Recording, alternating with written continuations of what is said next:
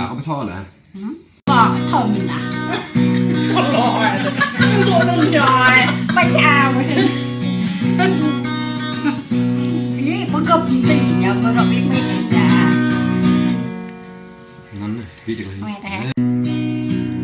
rồi nơi coi thì có giờ có hàm rồi đó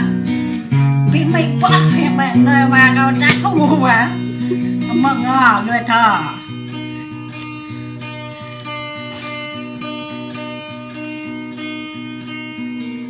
bằng bạc dọc rồi nó nằm cụp lẹ